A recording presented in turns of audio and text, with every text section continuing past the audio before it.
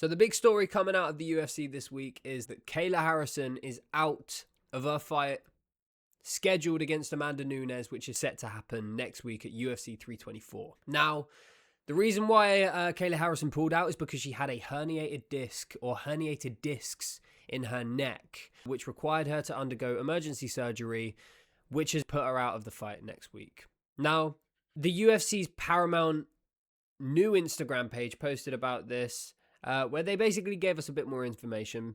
Kayla Harrison versus Amanda Nunes has been postponed due to a reported neck injury for Harrison. We now know that that is the case. They said the co-main event for UFC 324 featuring Harrison defending the women's bantamweight title against Amanda Nunes has been postponed, CBS Sports has learned.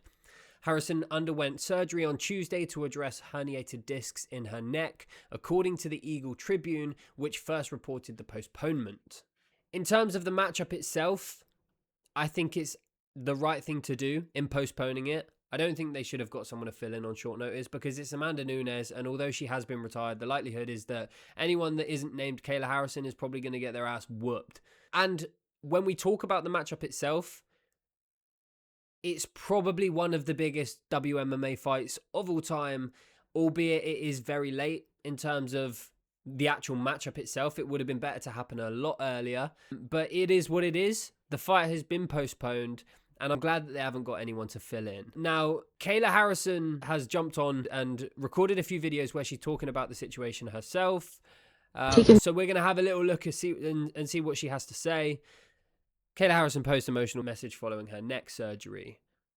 Let's have a little listen. I just wanted to give a bit of an update on my end.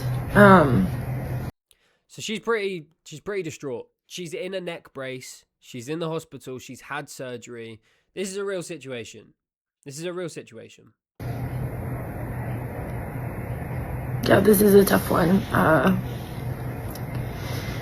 I had to have surgery on my neck yesterday here in New York City with the specialist, Dr. Kim. Now, I don't know too much about herniated discs, especially in the neck, but I do know that in general it's a 6 to 12 week recovery period. So we're not going to be hearing about this fight from the UFC for quite some time, at least a month or so. Yeah. So in lieu of that, obviously we're going to have to reschedule the fight. And I just want to say I'm sorry. I'm sorry to Amanda. Was really looking forward to it, and I just want to thank everyone. And then she goes on to thank all of the doctors and all of the people involved. She thanks the UFC for arranging her surgery, and she thanks everyone involved in the surgery and the procedure that she's had to undergo.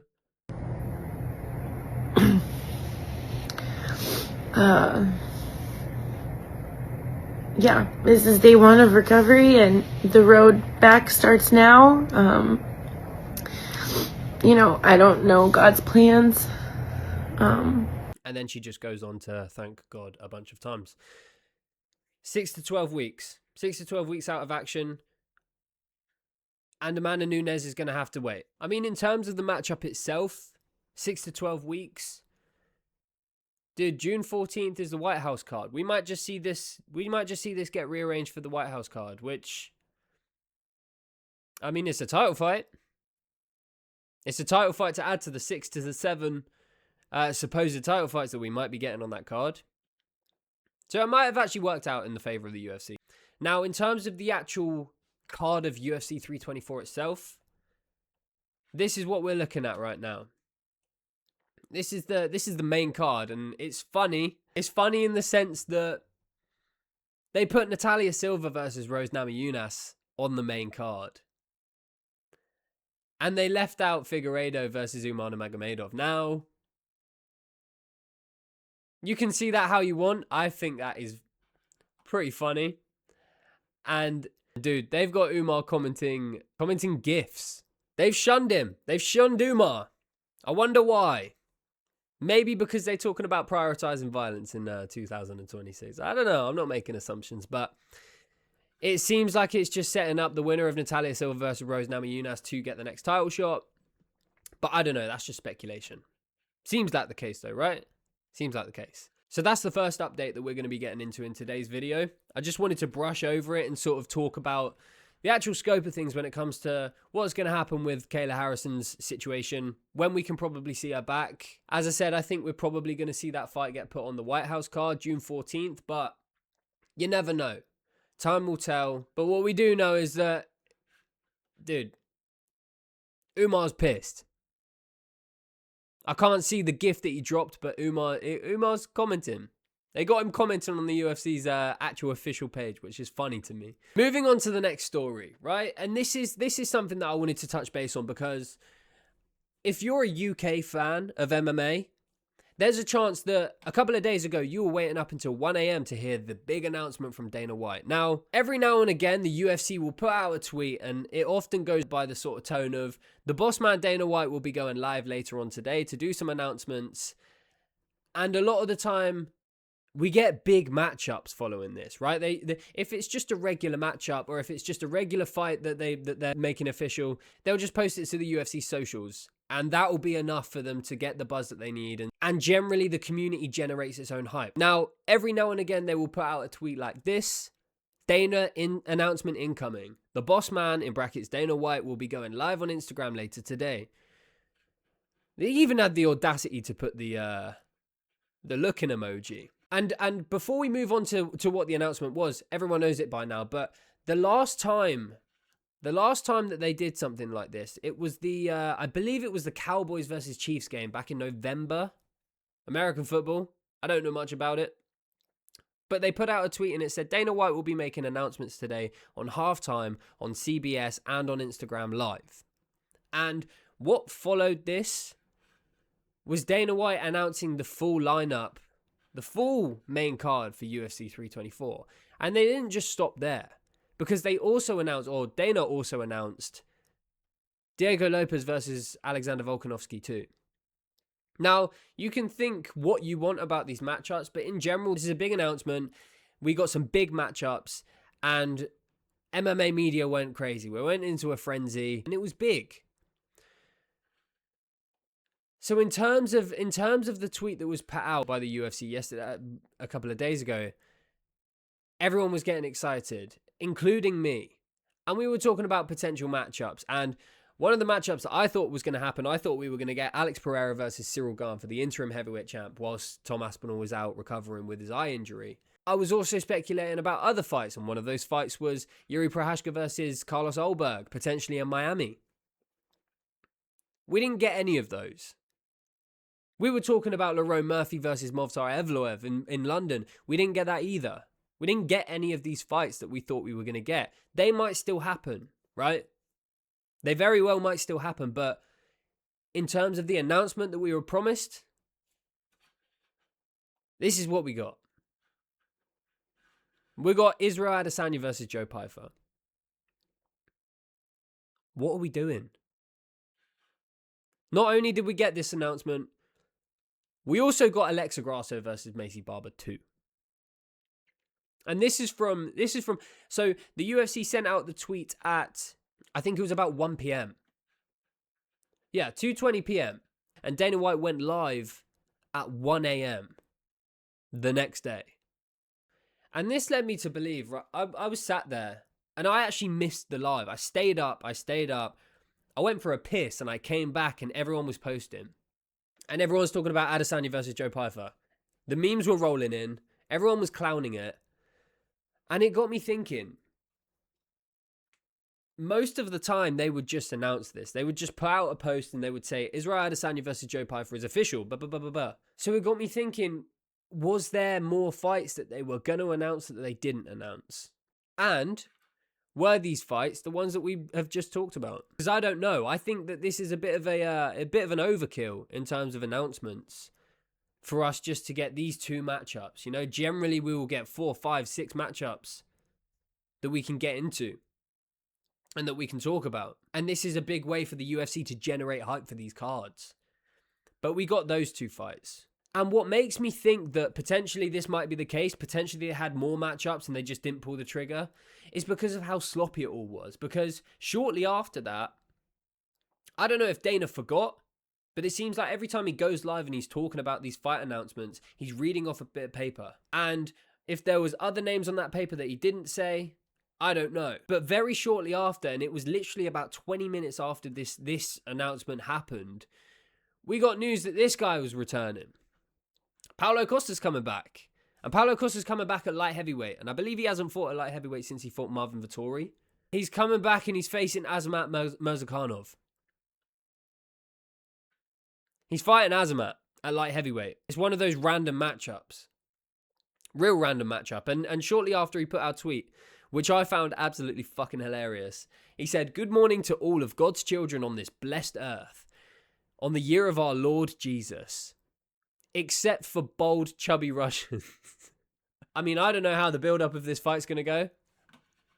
Obviously, because Azamat Murzakanov does not speak English. But I mean, fuck it. I'm in. We've got a meme matchup with Paulo Costa. Paulo Costa's back. And do you know what? I hope he stays at light heavyweight. I don't think there's anything for Costa at middleweight at this stage in his career. I think he's 34 years old. And dude, just stay at light heavyweight. This is a semi-interesting fight. But the problem I have with this fight is I have a problem with this guy. Not because of how he fights or anything like that, but Murzakanov just seems to continuously beg for title shots at light heavyweight. And I mean, if you go on his Twitter, the pinned tweet that he's got is, "Give me my title shot," and he's pinned it. And this was back in October. He replied to a tweet here from a Shady Bashai MMA. "As random as the Azamat Murzakanov versus Borashima MMA fight news may be, this matchup really highlights Azamat's willingness to take whatever fight they throw his way. 16-0 record, 13 career finishes, coming off a nasty KO of Rakic. A win here should 100% set him up for a title shot." And he replied to this, "Finally, a journalist who understands." Now, if we look at his career as of late, he's talking about title shots left, right and centre. He is 16-0. We'll give him that. But when we actually look at his resume as of recent, he finished Alexander Rakic, which seems to happen.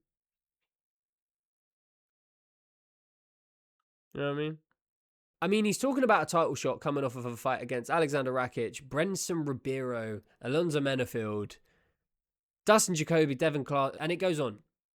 It goes on. Now, if he were to have these fights that were cancelled in between, Volkan Ozdemir, Khalil Roundtree, Nikita Krylov, Johnny Walker, I mean, he might have a valid point. Especially in the light heavyweight division. He might have a valid point. But I just can't really justify him talking about a title shot, continuously talking about a title shot. Now, I know he's 36 years old. I know he's getting to that stage where he's probably, at some point, he's going to start losing fights, right? And as he works up the divisions, he's going to be facing harder competition, where the likelihood of him losing fights is obviously going to increase, which means that his title aspirations, if he doesn't win those fights, is going to decrease. So you can't necessarily knock him for being ambitious, but you got to win some high-level fights, big bro, to start talking about that. What I am excited for, however, is the fact that we got Paulo Costa returning, and he's returning in a fight that is probably going to get a finish. You know what I mean? The winner of this fight is probably going to carry a lot of momentum coming forward. Paulo Costa's coming off a win against Roman Kopylov. And if he's fighting Azamat Murzakanov, dude, 2-0 against the OVs. Paulo Costa, the OV Slayer. We can already see the memes at this stage, right? I'm excited for this fight. It is a really, really weird matchup, but Paulo Costa's back.